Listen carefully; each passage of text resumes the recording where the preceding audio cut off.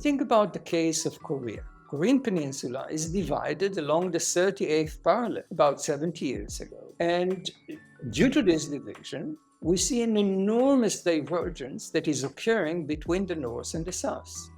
South Korea is 24 times richer than North Korea, and life expectancy in the South is about 11 years long. This is a single geographical entity. I mean, there is no significant geographical differences between the North and the South. This is a single ethnic group. There are no cultural differences between the two. And therefore, indeed, institutions are critical for the understanding of this divide. Hello, Oded. How are you? I'm very well, and I'm delighted to be a guest in your show. Thank you. This is Glenn Loury, and you have tuned in to The Glenn Show at Substack.com and at YouTube. The Glenn Show is sponsored by the Manhattan Institute for Policy Research in New York City, where I am John Paulson Senior Fellow. And I'm with Oded Galor, who I'm happy to report is my colleague at Brown University in the Economics Department. He's the Herbert Goldberger Professor of Economics, a very distinguished scholar whose new book, it's out a year or so, is called The Journey of Humanity. And Oded has been kind enough to agree to spend some time talking with me here about the book, which I gather has been published in many languages, Oded. Indeed. So the book, as you said, The Journey of Humanity, The Origins of Wealth and Inequality, was released in March 2022 by Penguin Random House here in the US and by the corresponding Penguin Random House in the UK. But at the same time, it was commissioned for translation into 28 different languages. And at the moment, in fact, it is translated into 31 different languages across the globe. And Well, congratulations. thank you. You're an economist, and it sounds like from the title that's the subject for an anthropologist to take up. What is it about your take that commends an economist to this subject? Right. So indeed, the book is dealing with the journey of humanity, and if you wish, with the macro history of humanity as a whole.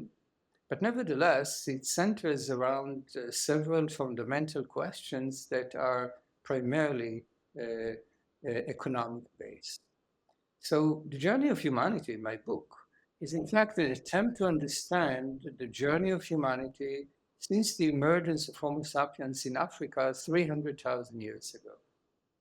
And primarily, it's an attempt to resolve two fundamental mysteries that surrounds this journey.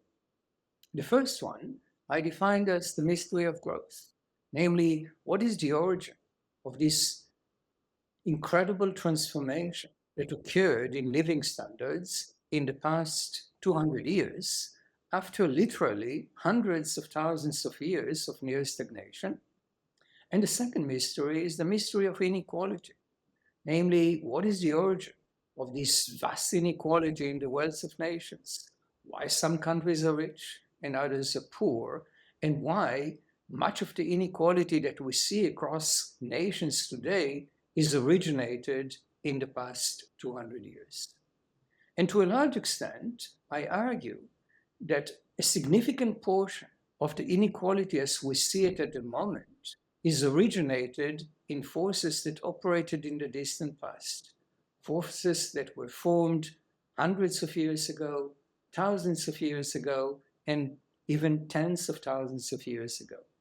And therefore, if we would like to mitigate inequality across the globe today, we would like to close the gap across nations today, we will have to design policies that will be historically based, country-based, will have to be specific to the history of each nation, specific to the geography of each nation. This will place us in a position to mitigate much of the inequality that we see across the globe today. I have a question. So it's the mystery of growth which is a phenomenon of the last 200 years, but it's also the mystery of inequality between nations, which you say has its roots in patterns that could be thousands of years old. So how do you reconcile those two? Indeed. So when we think about the journey of humanity as a whole, and when we attempt to resolve the mystery of growth, namely this dramatic transformation that occurred in living standards in the past 200 years, it is quite apparent, first factually, that income per capita in the world economy as a whole has increased 14-fold in the past 200 years after 300,000 years of near stagnation. Life expectancy has doubled in the past 200 years after fluctuating in a narrow band of 25 to 40. Something very dramatic occurred in the past 200 years. And this transformation did not occur at the same time period across the globe. Some societies, Western Europe and their offshoots in America, in the Americas, their takeoff took place around 200 years ago, perhaps even earlier. But in other regions of the world, this takeoff took place significantly later. And since this takeoff was associated with a 14-fold increase in the standard of living, this generated an incredible divergence across the globe. But now, why do we need to look even deeper in human history to understand the inequality that emerged in the world economy in the past 200 years? Because naturally, the differential timing of the takeoff across the globe was predicated on forces that operated much earlier. Geographical forces and their effect on institutional characteristics and cultural characteristics, and human diversity that affected economic development in the course of human history. So at the beginning of the 19th century, when we see these parts of the world is taking off and enjoy this dramatic increase in living standards, other societies do not have the type of structure that is needed for the takeoff. And the reason is based on forces that operated early on in human history. So in this respect, much of the inequality that we see across the globe is based on forces that were operated, as I said, hundreds of years ago, thousands of years ago, and even tens of thousands of years ago. Okay. So the inequality is due to difference in the timing of the incidence of the takeoff. Those timing differences are themselves due to deep forces that go back a long way. Precisely. So talk to me about the stagnation and about the takeoff. It really is quite dramatic as you describe it in the book. Indeed. So part of the description in the book is based on a theory that I founded over the years that is known as unified growth theory. This is an attempt to understand the process of development in its entirety. So the development of unified growth theory was predicated under the assumption that in order to understand inequality today, we will have to understand how this inequality emerged gradually in the course of human history and how the transition from stagnation to growth took place. Namely, if we will restrict ourselves only to the modern growth regime, we will not be in a position to understand much of the inequality that we see at the moment, and we will not be in a position to understand the forces that contributed to this inequality in the course of human history. So please. No, I was just going to remark, it's worth contrasting this with the growth theory that I learned when I was a graduate student at MIT in the 1970s, which presupposed a modern framework of production and technology and focused on the accumulation of factors of production, especially capital, where technical change was exogenous, population growth was exogenous, and the structure was pretty much fixed. And it seems to me that you were saying that doesn't go nearly deeply enough if one wants to understand the differences in economic development between nations. Precisely, because in fact, if you take the model that you were exposed to, the so-called solo growth model, this growth model is predicated on the assumption that economies are already in the modern growth regime. Economies already experience a takeoff, And from this point onward, the forces of convergence are operating, and economies are expected to converge to one another over time, because those that are coming from behind are experiencing the benefit of being subjected less to diminishing returns, and consequently they can converge faster. But what unified growth theory suggests to us that in fact much of the inequality that we see across the globe is originated due to the differential timing of the transition. And therefore the solo growth model cannot really take us into a position in which we can understand this inequality. This inequality is due to the differential timing of the transition, not due to the operation of societies in the modern growth regime. And as a result of it, most of the modeling is an attempt to understand how, in fact, societies manage to move from stagnation to growth. What are the forces that ultimately brought about this transition from stagnation to growth, and why these forces operated in a different pace across the globe, Indifferently. leading into the inequality that we see across nations today. Well, naively, you say stagnation. Naively, I would have thought a human being alive in 1900, 200 years ago, 100 in 1800, was much better off than a human being alive in the year zero, who in turn was much better off than a human being alive in the year 10,000 BCE. I would have thought that the calories per day that a person was consuming, or uh, uh, the technological agricultural productivity or whatever would have been different. And you say there's stagnation until just 200 years ago. What's wrong with my naive assessment?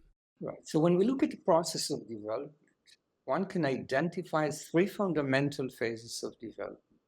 The first one can be defined as the Malthusian epoch. And this is an epoch that is characterized by interesting dualism.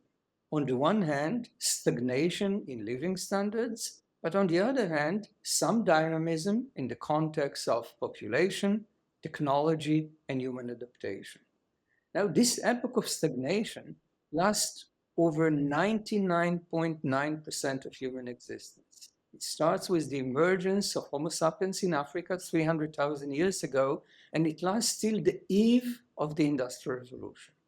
Now, during this time period, individuals are innovating, not at the pace that we see at the moment. Naturally, at the beginning of the process, we see the emergence of stone tools that are replaced by another type of stone tools, and progress is very rudimentary and very slow. But nevertheless, progress permits individuals to have more resources. But unlike today's world, in which technological progress is converted into the prosperity of the existing population, this is a time period in which technological progress and the increase in the material well-being of the population was converted into lower mortality, higher fertility, and consequently higher population growth. So after a short period of time, after the arrival of a new technology, population increased proportionately and income per capita reverted back to the previous equilibrium position. And consequently, what we see in the course of human history are Malthusian fluctuations. When technology arrives, there is a temporary increase in income per capita, but ultimately population increases proportionately, bringing about a decline in income per capita back to the previous equilibrium position. And therefore, in the long run, the well-being of the population, say in the Fertile Crescent 5,000 years ago, was not very different than the well-being of the average person in England in the 14th century, or the average person in Greece in the 4th century BC. So this is what we see in the course of human history, a long period of Malthusian stagnation. It is not a true stagnation in the sense that technology is advancing, the size of the human population is advancing, and humans are adapting to their technological environment, but it is a period of stagnation in terms of the standard of living. Uh-huh. So what happens that causes this long period. 99.9% of human history is wave after wave of continuing technical progress, but the population expanding to soak up the benefits of that progress and leaving the average quality of the life of the individual not much change. I want to ask what happens, but first I want to know what's the evidence for the claim that you're making. How do we know as much as you claim to know about the level of economic well-being of people thousands of years ago? Right. So there are different type of evidence that can be used. One can look at wages measured in kilograms of wheat in different time periods, and we can see that wages do not differ significantly between the Babylonian period to the Roman period to the Greek period, and perhaps pre-industrialization period in England. So there's some evidence that are showing us that this is indeed the case. But in fact, one can conduct a cross-country analysis looking at productivity across nations in different time periods in human history, say in the year 1 or in the year 1000 or in the year 1500, and see whether in fact the Malthusian mechanism is operating. Namely, if we look at the level of technology in the year 1, do we see that countries that enjoy a more sophisticated technology indeed have higher income per capita or simply higher population density?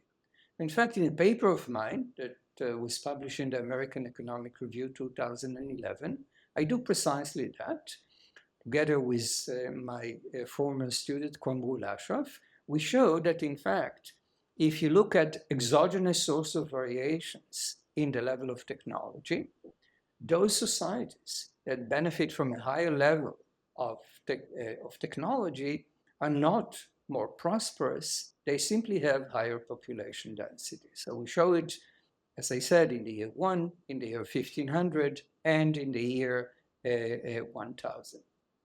But one can do it even in the context of individual country over time. One can basically look at the lengths of the Malthusian fluctuation. So people estimated the lengths of the Malthusian fluctuation, and typically you can see that that it lasts for about 150 to 200 years. So it's sizable, and this caused some confusion because when you look at the data, you can find a certain time period in which the prosperity of the population is well above subsistence, is well above the long-run trend. But if, in fact, you will continue to follow this population sufficiently, you will see that ultimately population is adjusting and income per capita is reverting back to the previous equilibrium position.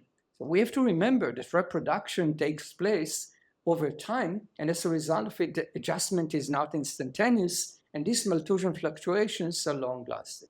So at the moment, I mean, if you would have asked me this question about 20 years ago, perhaps the evidence were more scattered.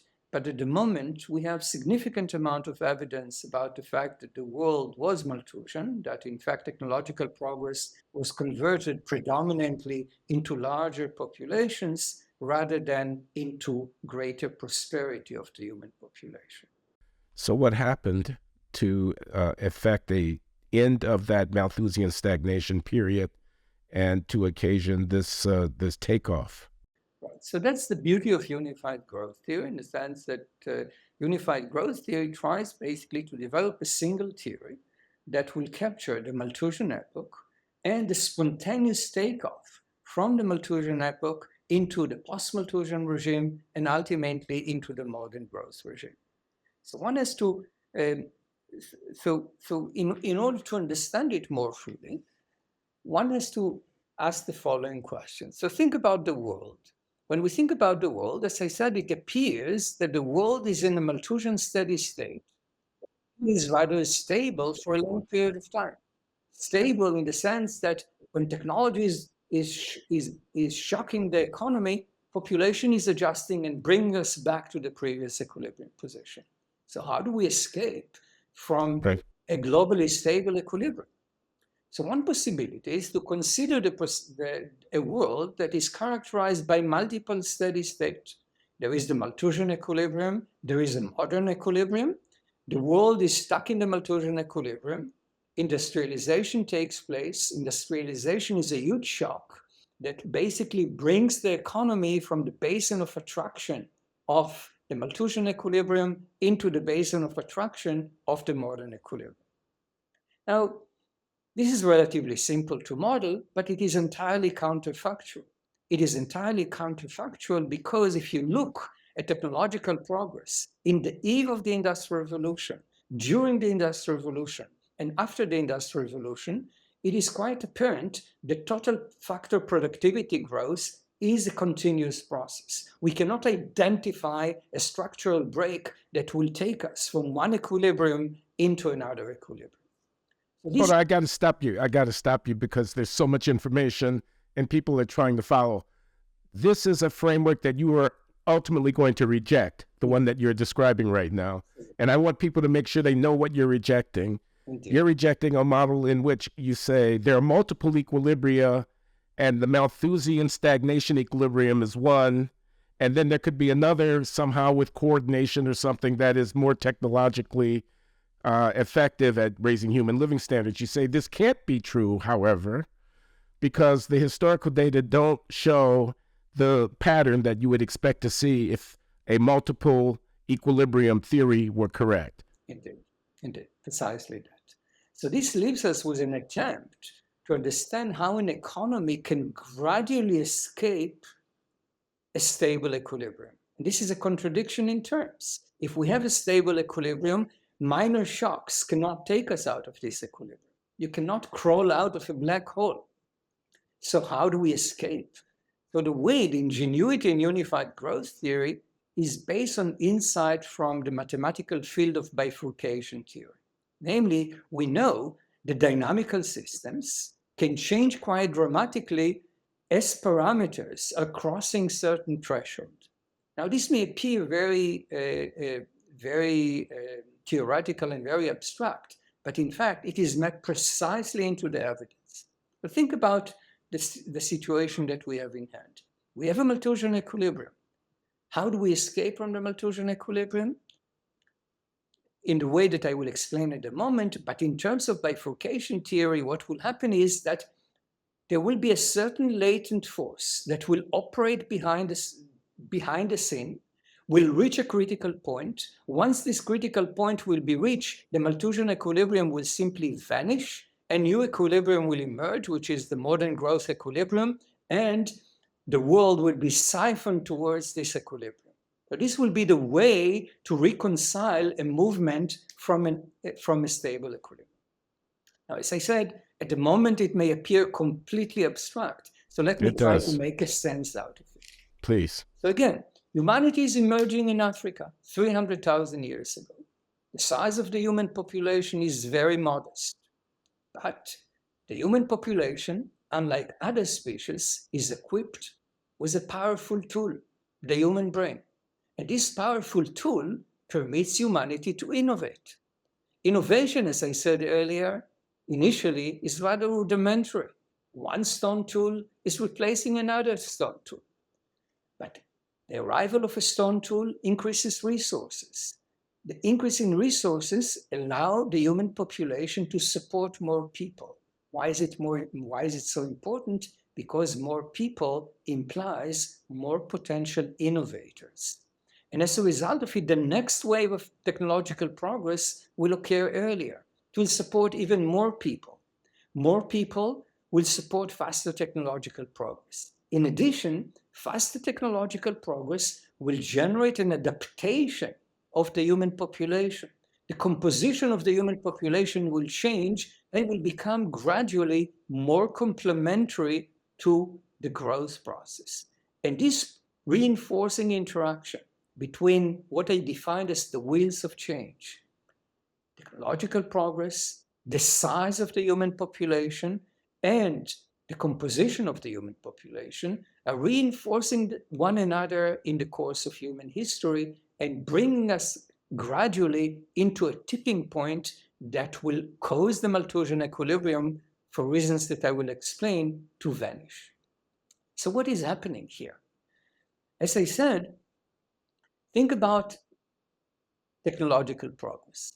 300,000 years ago, the tools that are available for humans are stone tools, rudimentary stone tools. In the eve of the Industrial Revolution, after 300,000 years of stagnation, we reach the stage in which humanity possesses steam engine technologies. Think about the scale of the human population. In the eve of the agricultural revolution, 12,000 years ago, the size of the human population is only about 2.5 million people. In the midst of industrialization, the size of the human population increases 400-fold to 1 billion people. So despite this era of stagnation in terms of living standards, over 300,000 year period, technological progress accelerates and reaches a critical point. The population becomes significantly larger so as to support this acceleration, and humans are adapting to the technological environment and becoming increasingly more complementary to this environment. And then we reach a stage in which the environment starts to change so rapidly that responsible parents understand that in order to equip their children with the proper tools to deal with a rapidly changing technological environment, they need to invest in the education of their children. So for the first time, we see the emergence of universal education that is designed, that is geared to industrial needs. And this is a time point in which, in order to invest in this education, naturally you have to economize on another element in your budget constraint. But parents are too poor to economize on their own consumption, so they must economize on the number of children. And at the moment that they economize on the number of children, the Malthusian link breaks. And as a result of it, technological progress is no longer counterbalanced fully by population growth. And this permits the world to sail into the sustained growth regime. Aha. This seems very important. The Malthusian era is defined by population increasing when technology increases, and that breaks. That breaks when families decide to have fewer children. Why do they do that? They have fewer children because educating your child is imperative and it's also costly. Why are they educating their children? Because the level of industrial development is such that in order to take advantage of technology as it exists, human capital must be acquired. Education must be undertaken. This is new in human history. So the demographic imperative, more people, more people, more people, suddenly comes to an end. And then what happens? Indeed. So we see the fertility decline, the so-called demographic transition, and consequently technological progress, human capital formation, and the fertility decline. All these three elements are propelling societies towards a sustained growth regime. Technological progress naturally sustain the productivity of the economy. Human capital formation propel technological progress further and permits the sustainability of the growth in productivity. And the decline in population growth assures that this prosperity is not shared by an increasingly larger population, and consequently, this permits the prosperity of nations. Perhaps one element that can help the audience understand this phase transition and the ingenuity in this phase transition is to think about an analog that our audience is fully familiar with, which is the transition from water to gas. So think about what we do nearly every day. We boil or we heat water in our tea kettle and we wait till the water boils. So naturally, when we put the water and we heat the water, initially we do not see much movement. Later on, we see a little movement, but not yet phase transition. And once the water temperature reaches a critical point, we see this phase transition from water to gas. The same was true in the course of human history. We see a gradual acceleration in technological progress. But despite this acceleration in technological progress, there is always an adjustment in the size of the human population, and as a result of it, there is no phase transition. We remain in the Malthusian equilibrium. But ultimately, the rate of technological progress becomes so fast that in order to cope with this rapidly changing technological environment, investment in human capital is needed. Once investment in human capital takes place, the fertility decline is a necessity at the level of the family and ultimately the population as a whole. The growth process is freed from the counterbalancing effect of population, and the world is sailing into the sustained growth regime. And one, This is the. I'm and one sorry. Go ahead. element in this metaphor for the understanding of inequality is the simple observation that when you look at the water and their transition into gas, you will note that not all water molecules are converting at the same pace. Some are converting earlier than others. And this is partly based on random elements, but it is partly based on the structure of your teapot and the geographical location of the water molecules in this teapot. And the same holds in the world economy. When the takeoff is taking place, some societies are taking off earlier than others. It is partly random, but it is predominantly based on the way that planet Earth is structured, geographical locations, and how they affect cultural attributes, institutional characteristics, and human diversity. Okay.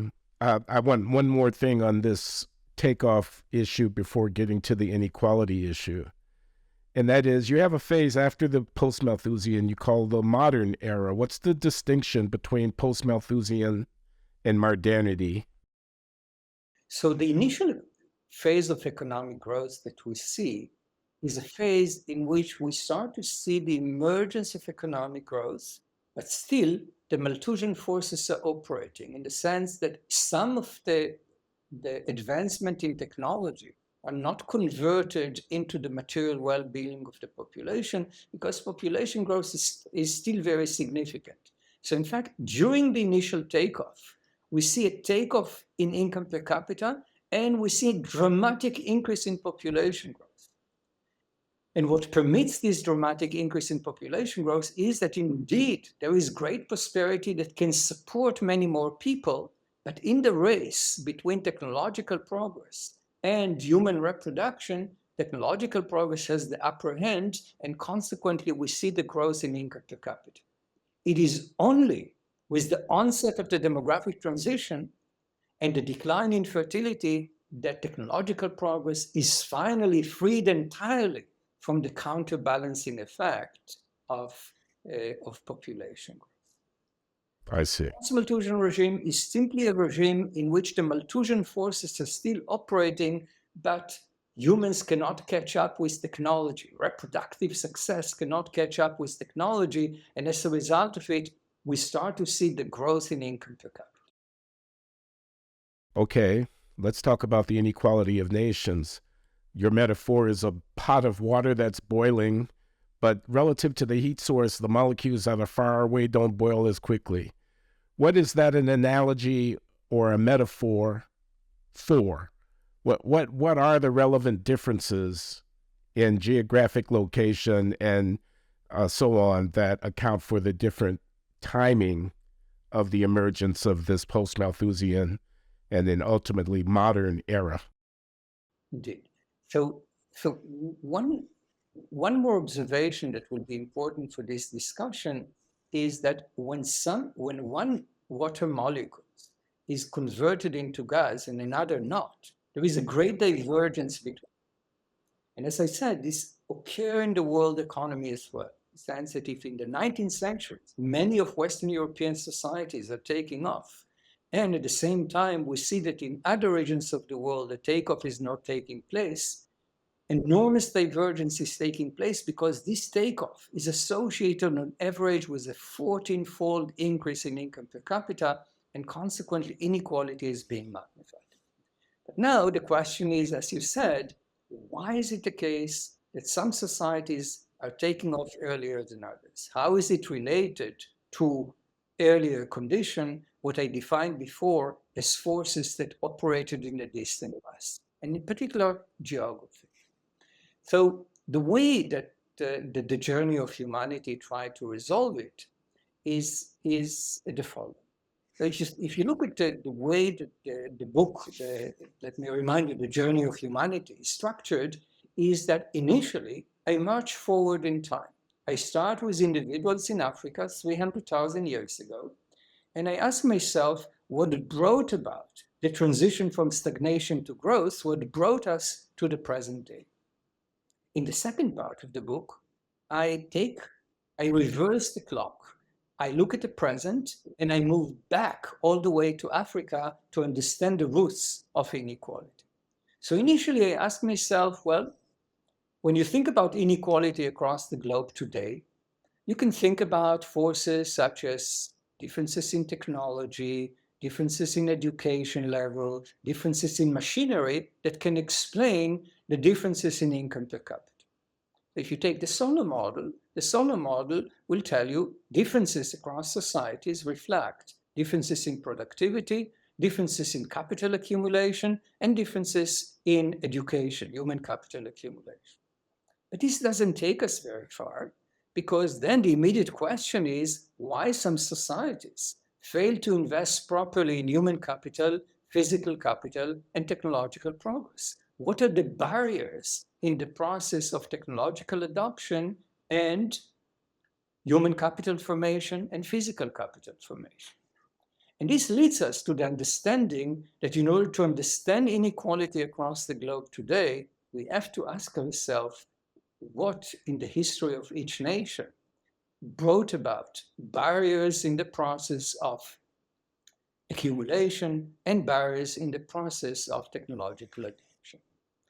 So, as I said, I tried to peel different layers of influence. So initially I asked myself, what is the role of colonialism that occurred relatively recently in the inequality that we see across the globe? And colonialism has an important part in the inequality that we see across the globe. But this is not the only force that is operating. So first, why colonialism is so important? But think about the mechanism that I described before. Think about the wheels of change that I described. The wheels of change, as I said, are not rotating at the same pace across the globe. And why is it so? So think about colonialism. When colonialism is emerging, then we see first extraction. Western Europe and their offshoots are extracting resources from their colonies. They enrich themselves and they can free, to a large extent, resources to industrial production rather than to agricultural production. In addition, we see the engagement of colonial forces in trade with their colonies. And this trade is what may be defined as asymmetric trade. Regardless of whether it is forced or whether it is in fact induced by economic forces, ultimately, industrial nations are specializing in the production of industrial goods. Other nations are specializing in the production of raw materials and agricultural goods, but this is a dead end. It is a dead end because, in fact, industrial goods, to a large extent, are human capital intensive, and as a result of it, they foster human capital accumulation and they expedite the fertility decline and the takeoff from stagnation to growth.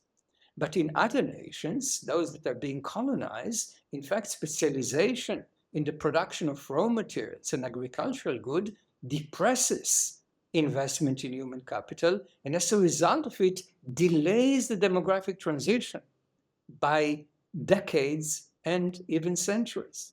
If you think about the trade relationship between India and the UK, both countries are gaining from trade. But in the case of India, the gains from trade are converted into more people. In the case of the gains from trade are converted into the prosperity of the population. Let me interrupt you for a minute because this is very nice. I think I see, but it seems to run contrary to the long-term, centuries-long foundation of prosperity that you were talking about earlier, this seems to be this asymmetry of trade interacting with the Malthusian, post-Malthusian forces seems to be a almost contemporaneous phenomenon Indeed. and maybe a historical accident to a certain degree. It doesn't look like it depends on long-term underlying deep forces. So can you help me understand that? Indeed. So as I said, when I think about the roots of inequality, the most superficial one is simply thinking about education, technology, machinery today. A little deeper is the issue of institutions, but naturally, the identity of the colonizers and those that are being colonized is determined earlier in human history, in the sense that there is differential prosperity, differential development that occurred earlier that ultimately affects these forces. And this is Okay. one force that one has to sort of focus on before moving into deeper.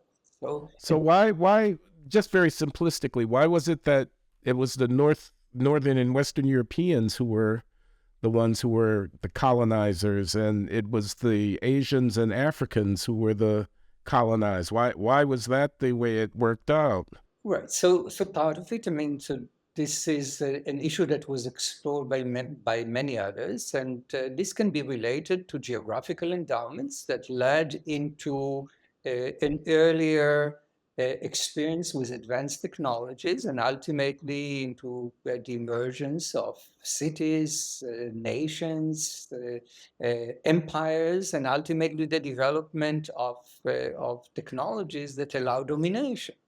And this is related to what I'm about to talk about. So I'm saying is colonialism is important because it allows us to understand why, in fact, in some places, colonialism is permitting the wheels of change to rotate more rapidly. And in fact, why, in fact, it's a stick in the wheels of nations that are being colonized, because in fact it depresses human capital formation and it depresses the process. But this doesn't resolve the issue of inequality. Naturally, even in the absence of colonialism, we see great inequality that is based on forces that were formed in the distant past. This takes us to the sort of a little deeper force, which is the force of institutions. Okay, Okay, so let's talk about that. So when we think about institutions, we can think about two forms of institutions. One form of institution is political institutions that was discussed lengthily by Douglas North and by Acemoglu and Robinson. Another form of institutions is, of course, economic institutions, namely free market economy versus centrally planned economy. And when we think about the role of institutions in economic development, the question is how important it is for economic development and how important it is for the inequality that we see across the globe. And the view that I'm advancing in my book is a very holistic view, a very inclusive view that permits different forces to operate. So institutions are critically important in some regions of the world, and they are less important, or perhaps even not important, in other regions of the world. In addition, institutions themselves, to a large extent, are not the primary force behind the inequality, because different institutions emerge in different places across the globe, partly due to geographical endowment and partly due to differences in the degree of human diversity across the globe. So let's talk about it for a moment. So think about the case of Korea. Korean Peninsula is divided along the 38th parallel about 70 years ago. And due to this division, we see an enormous divergence that is occurring between the North and the South. South Korea is 24 times richer than North Korea, and life expectancy in the South is about 11 years long. This is a single geographical entity. I mean, there is no significant geographical differences between the North and the South. This is a single ethnic group. There are no cultural differences between the two. And therefore, indeed, institutions are critical for the understanding of this divide. I mean, there is no significant geographical differences between the North and the South. This is a single ethnic group. There are no cultural differences between the two. And therefore, indeed, institutions are critical for the understanding of this divide. These are not necessarily political institutions that were emphasized by Douglas North and Acemoglu and Robinson.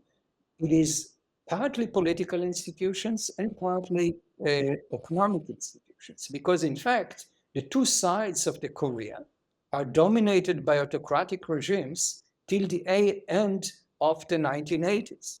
So despite of autocracy in the North and in the South is prospering due to the fact that they adopt free market economy, and the South is lagging behind because they adopt the communist doctrine.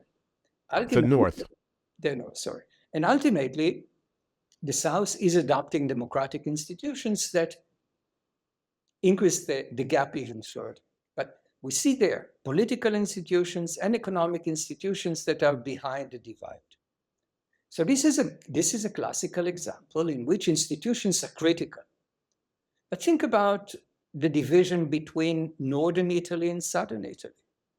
Income per capita in the South is about 2/3 of income per capita in the North. There is the same political institution in the two places, and naturally, the divide there, according to most accounts, is based on differences in geographical endowment that led into differences in cultural endowments that led ultimately into the divide that we see at the moment. So we see the emergence of family ties in the South. We see the emergence of social capital in the form of trust and civic participation in the North that is leading into this divide. So this is an example that shows us that, in fact, in some places, institutions will not be an explanation for the divide that we see. So we need to resort to cultural forces, and we need to resort to institutional forces in different places.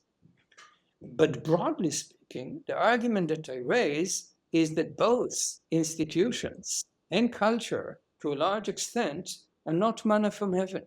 They're not exogenous. They're a byproduct of the process of development. So the division of the Korea along the 38 parallel is some sort of exogenous, and indeed, it had a tremendous impact. The Glorious Revolution and its impact on the emergence of constitutional monarchy and ultimately property rights and maybe industrialization in England is, to a large extent, an exogenous force. But otherwise, when we think about the process of development, when we think about the transition of societies from hunting and gathering tribes into sedentary agricultural communities, and the emergence of population density, and ultimately the emergence of cities, states, and nations, this generated an incredible demand for institutions that will permit individuals to cooperate, that will permit coordination in society, etc. So naturally, population density generated an incredible demand for institutions that ultimately emerge in different places across the globe. The institutions themselves are a byproduct of the process of development, and the same holds for cultural forces. Another important example is coming from Central America. In Central America, crops that are native to the location requires large plantations. Why is it so important? Because large plantations are leading ultimately into large landowners that have a say in the political arena, Yeah. and ultimately leading into the emergence of extractive institutions. So again, there is a link between the geographical endowment and the institutions that are emerging. There is a link between the geographical endowment and the type of cultural traits that are emerging. For instance, one of the most important cultural traits that exist in societies is future-oriented mindset, namely our ability to plan for the future. And not all societies were exposed to the incentives to develop this trait over time. If you were part of, say, a society of farmers, where nature induced you to be engaged in planting, harvesting, and storing seeds for the next season, naturally, nature forces you to plan for the future. But if you're a descendant of a society of fishermen, then this long term planning was not part of your heritage. And as a result of it, you may be deprived from a critical trait that is so essential for capital accumulation, education, and technological progress. Okay? So again, the geographical endowment that induced some societies to be engaged in agriculture led into the formation of future-oriented mindset, long-term orientation that was a bless for economic prosperity in some places and a curse and the absence of it was a curse in others. I want to ask you something. I mean, this is all very interesting. Institutions and culture are important, but they are endogenous at the end of the day, and you can't get a foundational account just by pointing to institutions and culture. But what about Africa?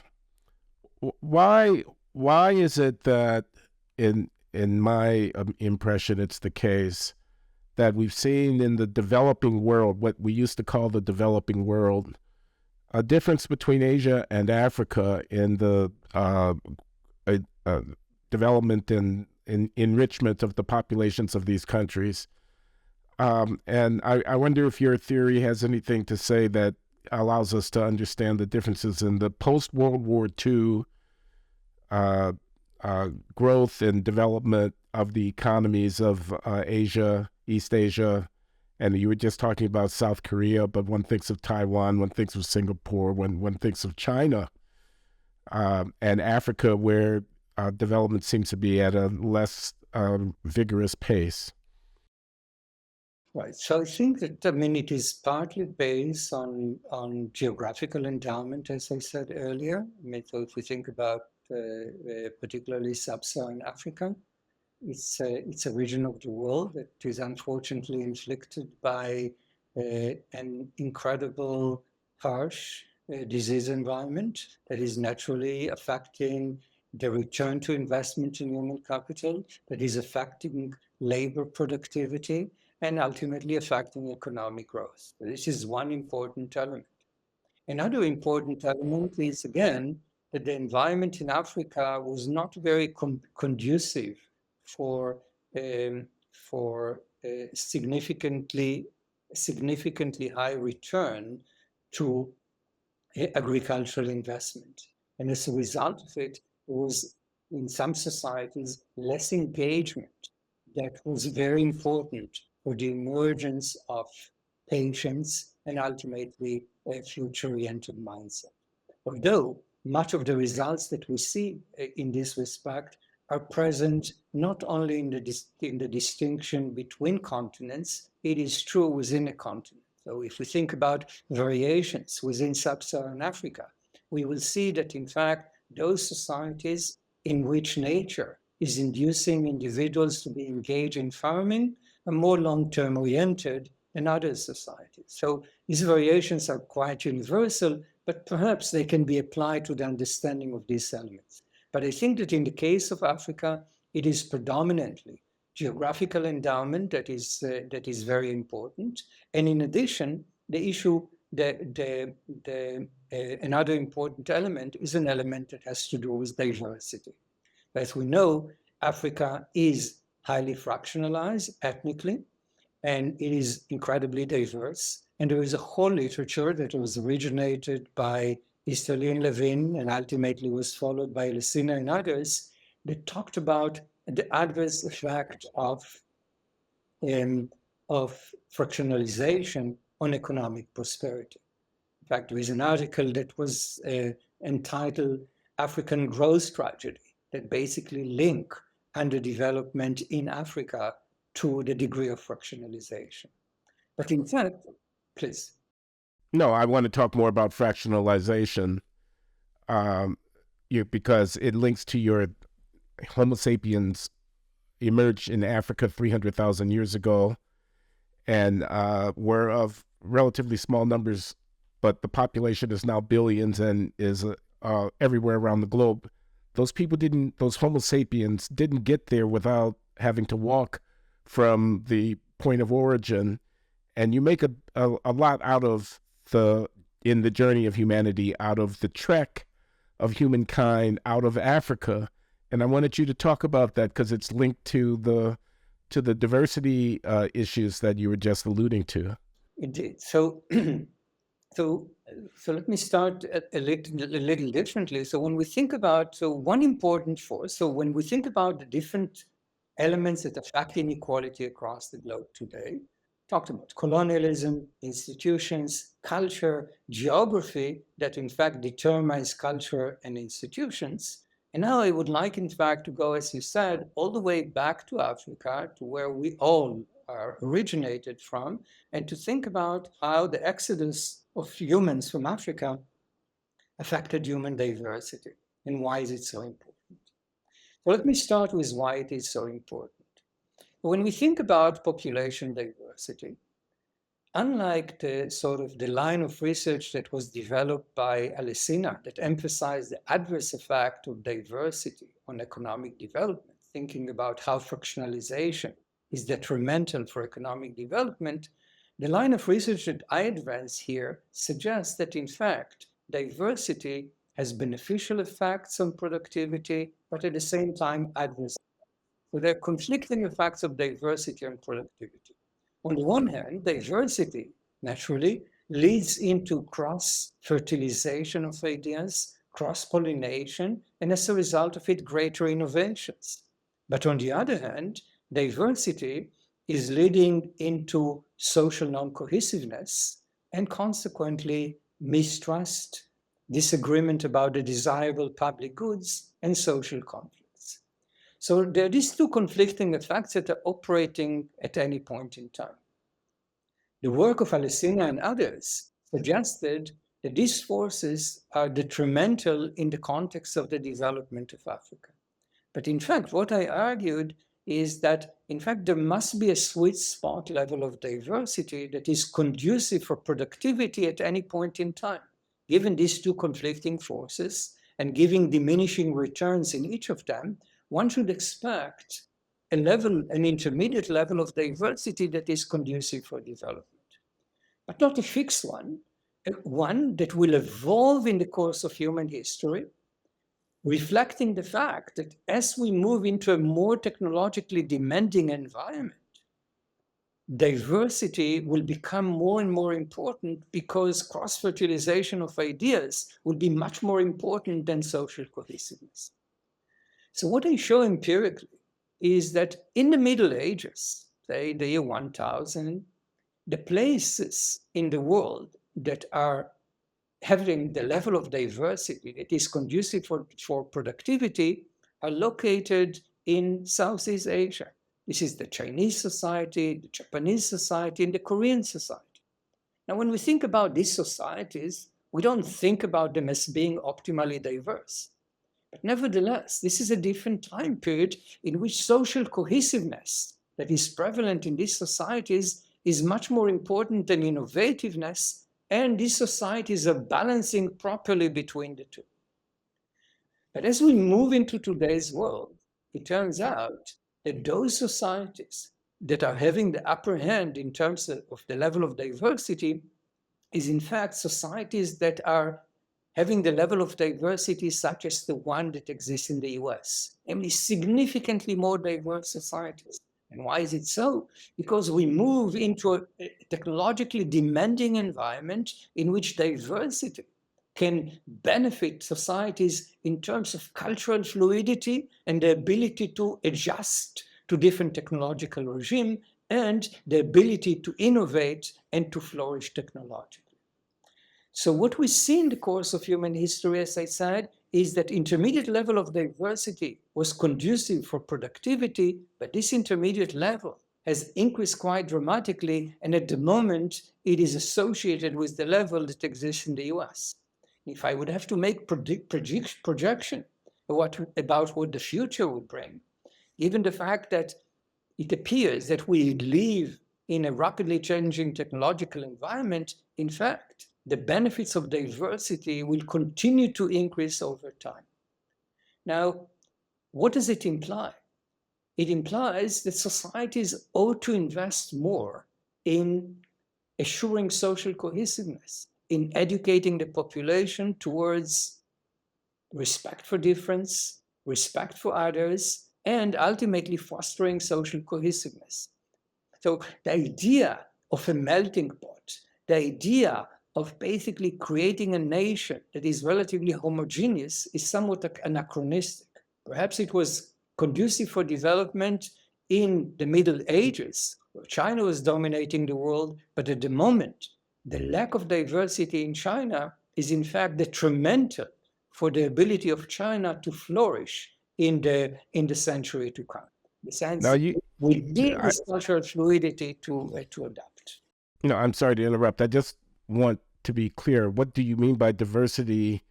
Because we have a common, uh, you know, sense use of the term, and it means ethnic. It means different identities, and that's not what you mean exactly, is it? I no, in fact, I think that the issue is it's very difficult to measure diversity. And what I think about when I think about diversity, I think about interpersonal diversity in any dimension. In the sense that it can be partly based on the existence of large number of ethnic groups, in which case it will be reflected in uh, ethnic fractionalization. But it can be diversity within groups. I mean, some societies can be more diverse than others, and again, it has different dimensions that come into the game. But in the end, it's just about how we measure diversity. All I'm saying is, that if I look at societies today, and if I have a good measure of diversity, it would imply that societies that have certain level of diversity are affected by two conflicting effects. And if in balancing between these two conflicting effects, gradually over time, we will see that the level of diversity that is conducive for development will To become increase. higher and higher and higher.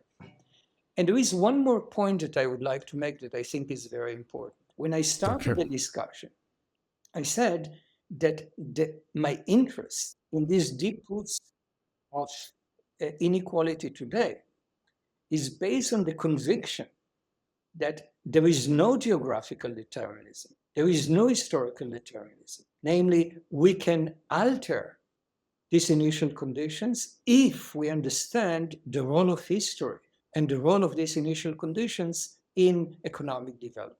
So if we understand, for instance, that some societies are more diverse than others, some societies are perhaps at the moment more diverse than is conducive for development, and other societies are overly homogeneous. Policies can be targeted differentially to this type of societies. Societies that is overly homogeneous, in this type of societies, we would like, in fact, to nourish pluralism. We would like to teach children how to think out of the box, how to develop critical thinking, and we would like to generate diversity in places where it's missing. But if we take, say, a society that is overly diverse at the moment, chaotically diverse, generating social conflict, then the education system has to work on the issue of tolerance and the generation of social cohesiveness. Okay, so again, if we understand the history of each nations, we will design policies that are country specific. For societies that are relatively close to Africa, that are relatively diverse, we will design policies that will mitigate conflicts. So policies that will assure that we have social cohesiveness. For other societies that their ancestors are very far in migratory distance from Africa, we will design policies that will foster pluralism, that will foster critical thinking, etc. We should underscore that distance in migration from Africa is associated with diversity. The more distant, the less diverse the population. Can you explain that? Right. So think about yes. So if you think about it in a simple statistical theory, so you start in I mean humanity is starting in Africa. I mean the Homo sapiens is emerging in Africa 300,000 years ago, and there is a certain level of diversity in the African population. At a certain point, 60 to 90,000 years ago, humanity starts to migrate and populate the world as a whole. The departing population is relatively small in size. The initial population is relatively small in size. And as a result of it, the departing population is not carrying the entire spectrum of diversity that existed in the initial population. So this is simply limited sampling from a limited population that is not necessarily representative of the original population. And since this process of migration is sequential, as people are migrating further and further from Africa, the degree of diversity is declining over time. And this compression is occurring and is quite well documented, regardless of whether you look at phonemic diversity or behavioral diversity or phenotypic diversity or folkloric diversity. You see a very clear pattern. The further indigenous groups are from Africa, the less diverse they are in all these ways. And ultimately, people are naturally moving across the globe. I mean, there is a mass migration in the past 1500 period, and this implies that diversity is reshuffled in a way that when you think about the degree of diversity in the US today, you shouldn't think about migratory distance between the US and East Africa. You should think about the migratory distance of the ancestral population of the US today from East Africa. This is, of course, quite involved computationally, but once we are engaged in this type of process, we can reach the conclusions that I just stated, namely that diversity is very important for economic development, and it appears that more diverse societies have at the moment the upper hand, and this level of diversity, the higher level of diversity, will become even more conducive for economic development as we move forward in time. Wonderful. We've covered a lot of ground. I'd give you an opportunity here to say anything in closing that you might wish to, and urge people with an interest in the subject to get a hold of the book, which is not only fascinating and extremely intellectually ambitious, but it's also beautifully written. It reads like a mystery. One wants to find out what's on the next page. So, Oded, do you have anything to say in closing? Well, so first, I mean, I wish to thank you for these kind words. I mean, I can promise the reader that there is a lot to be learned from reading the book. In fact, I was touching just the surface of, I mean, the skeleton of the argument. You can benefit greatly by reading the book. It is jargon free. You can be an economist and you can be a high school, a good high school graduate, and you can understand the book entirely. And it's accessible, it's readable. And I think, I mean, many people felt that it changed really their viewpoint about us, about human history, about the origins of inequality. So I urge you to look at it very, very carefully. Thank you very much, Glenn. Thank you, Oded. Oded Galor, Herbert Goldberger, professor of economics at Brown University, my colleague, and his book, The Journey of Humanity. Thank you. Thank you.